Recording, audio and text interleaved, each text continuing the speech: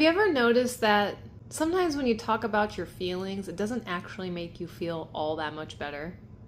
Like, don't get me wrong. You start to understand like why you're stressed or where your anxiety is coming from, and maybe you've journaled about it and you've really taken a good look at where all this is coming from.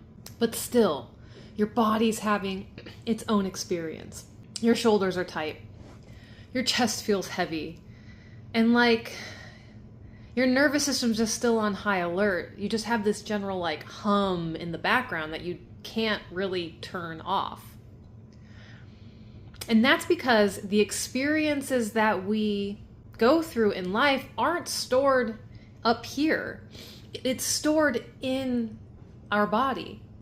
Our biology reflects our biography. So today, I want to talk about why movement can become one of the most powerful tools you can use for emotional release and nervous system healing. So it's day 43, day 44. Wow. Day 44 of posting 100 days here on YouTube. Hi, I'm Melissa. Welcome to Moon Healing. So, I get many questions. I do. I get many questions all throughout the day. But people like to ask, and people start to notice, why do I feel so much better after I dance, or I move, or I walk, or I stretch my body? And the answer is actually pretty fascinating and quite simple. Your body is built to move emotions through. It's not built to store them. We are not a storage container. We're not a very good one, at least when it comes to our emotions. We're not here to suppress them. Yes, you think you're a master at just pushing things down, but we all know how that goes.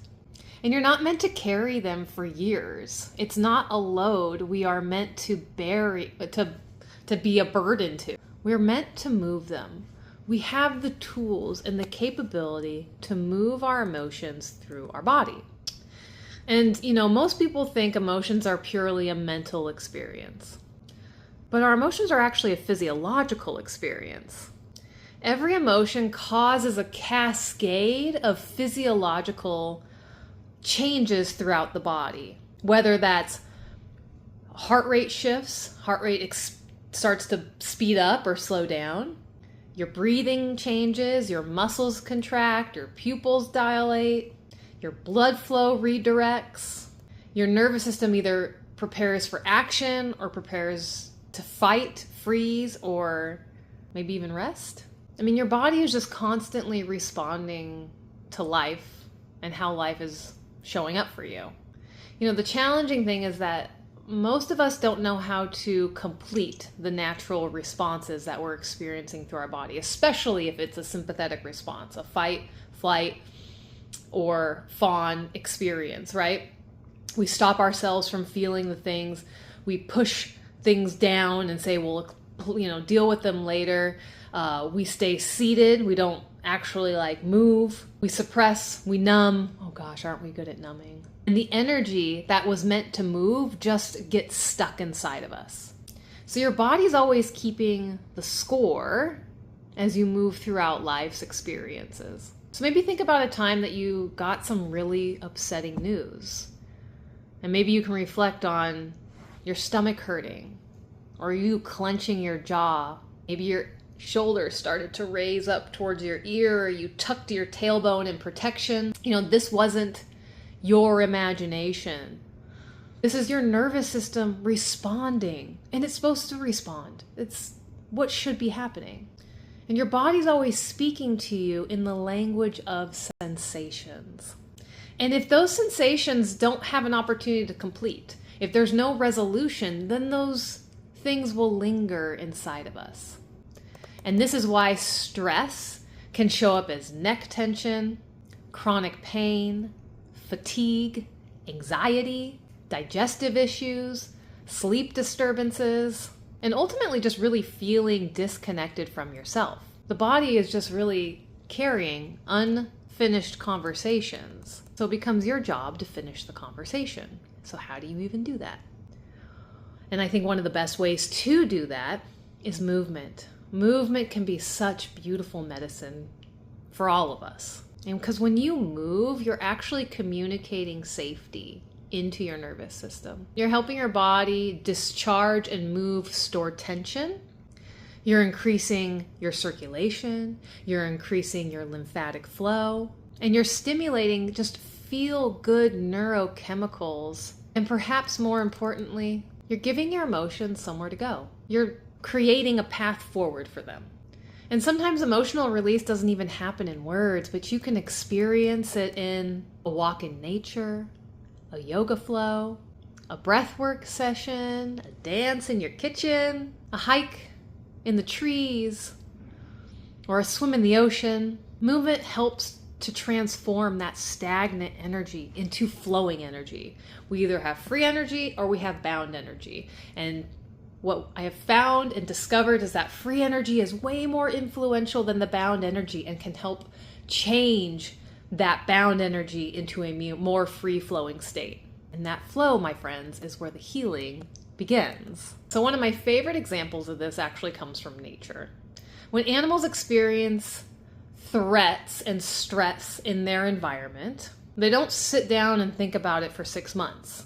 They don't ruminate on things. After the inherent threat ultimately passes, they shake, they run, they discharge the energy, they get the movement going. They run and shake and walk and do what they need to do so they can return back to regulation.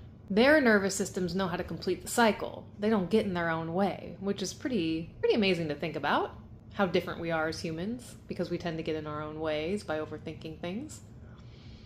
And ultimately, us humans have that same biological design. We have that same foundation. We've just been really skilled. We're really good at overriding it. And we've learned to stay composed so that we can still be productive, so we can still stay or appear strong, even when our bodies are asking for us to do that movement piece. And so this is something that I experience often in Elon healing and breathwork sessions. So as the nervous system begins to feel safer, the body naturally wants to move. I watch people yawn, stretch, roll their shoulders, move their hips. Sometimes they cry and tears spill out. Maybe there's just like this overwhelming sense of needing to laugh and let it go in that way. Or sometimes there's even just a profound sense of peace that washes over them. And not because they're actually forcing something, but they're really allowing their body to find that safety and let the energy go. Because healing doesn't happen through force. It will never happen through force. It's only going to happen through safety. And when we find body-centered safety, that's when change actually begins. And movement helps create that safety piece. And this is important. Emotional release doesn't require any kind of punishment. You don't have to run a marathon, but you can if you want to. You don't have to spend 2 hours in the gym, but if that's what's being called, then go ahead. Sometimes the most therapeutic movement you can do can be gentle. It could be a 10-minute walk or a few stretches. Maybe you're just swaying to the music, breathing and moving your arms, or standing barefoot in the backyard. Your nervous system's actually going to respond more and better to consistency than intensity. And so small moments of movement, creating that practice over time, is going to create more profound shifts than any big, explosive, intense thing that you put your body through. So here's a simple practice that you can try today after you get off this video, or right now. The next time you feel overwhelmed, anxious, frustrated, or emotionally stuck, I want you to try this. Pause and ask yourself, what would you like me to do right now, body? What does my body want me to do right now? And listen, take a moment, take a breath. It's not what your mind wants, it's what your body wants. Do you need to walk, stretch, shake, dance, breathe, reach, rest? What is it that it wants to do? Then honor that impulse just for a few minutes. 60 seconds, if you may, because you may surprise yourself with the amount of shifts that could happen when you stop trying to think your way through and start allowing those emotions to help guide your participation in a healing process. So my beautiful, beautiful soul, your body is not working against you. It's trying to communicate with you. It's been trying to help you all along. And because we're so good at bypassing and surpassing what it is that we need with the things that we think we need to do, every emotion, every sensation, every urge to move, every deep breath, it's all communication. It's all this body trying to talk to you. Movement is not just exercise, it's medicine, it's regulation, it's emotional processing. It's a return to the wisdom, the body's wisdom that you have been carrying along with you since the very beginning. And when we learn to listen, move, and respond with more love and compassion for ourselves, then we create the conditions for deeper healing